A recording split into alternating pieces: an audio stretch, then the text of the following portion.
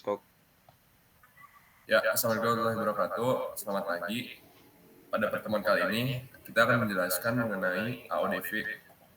Sebelum berlanjut ke AODV, dimulai dari teori rating terlebih dahulu. Silakan Anjali. Oke, untuk teori routingnya. Untuk teori routing secara umum, routing berarti perjalanan informasi dari sumber ke tujuan di dalam sebuah interjaringan dengan syarat paling tidak di dalam jaringan tersebut harus terdapat satu node berikutnya di dalamnya. Dua tujuan utama dalam routing adalah yang pertama menentukan jalur terbaik atau paling efisien dan efektif. Yang kedua, node sumber atau node berikutnya yang akan menentukan jalur yang akan ditempuh. Untuk mengoptimalkan jalur yang akan ditempuh, terdapat 3 faktor yang harus dipertimbangkan, yaitu yang pertama, jalur terpendek untuk jumlah hop yang paling sedikit. Yang kedua, waktu tempuh terpendek untuk waktu tunda paling sedikit. Terus yang ketiga, berat jalur terpendek dengan melakukan pemanfaatan bandwidth jatuh daya yang tersisa, dan lain-lain. Dalam hop by hop routing, node sumber hanya menentukan tujuan dari sebuah rute di dalam header paket yang akan dikirim. Dan kemudian, node berikutnya yang akan menentukan hop selanjutnya dengan cara menginspeksi tabel internal routing yang dimiliki node tersebut.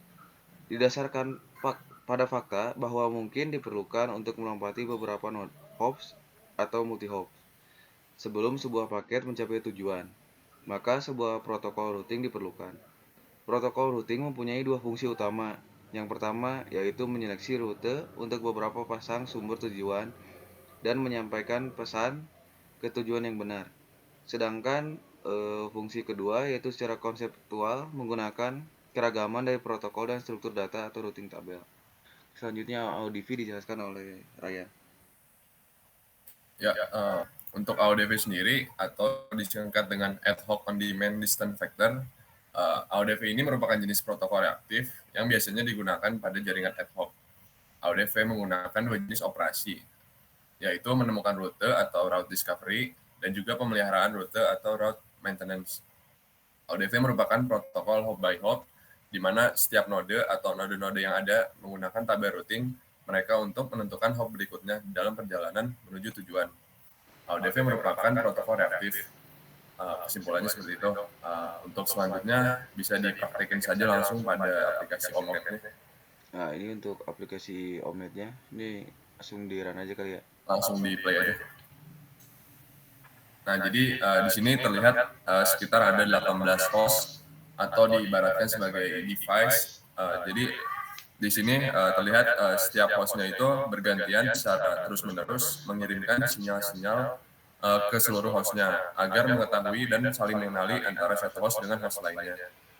Jika di salah satu hostnya diklik aja salah satu hostnya. Oh, iya. Nah, Nah, di sini bisa terlihat ada sebuah OSI model, di mana OSI model itu kan terdiri dari 7 lapisan. Tapi di sini hanya ada yang diperlihatkan pada aplikasi ini itu hanya ada empat lapisan. Yang pertama tuh dari bawah tuh ada link layer. Nah, si link layer itu biasanya digunakan untuk menambah MAC address pada paket.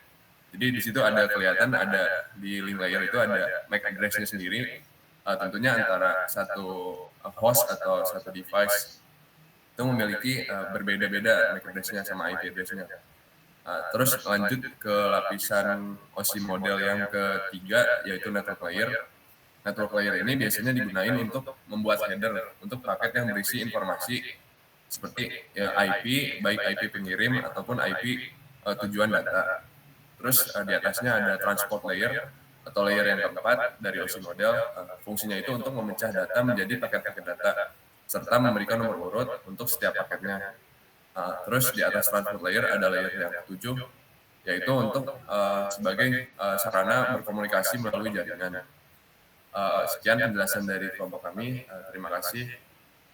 Lebih dan kurangnya mohon dimaafkan. Terima kasih.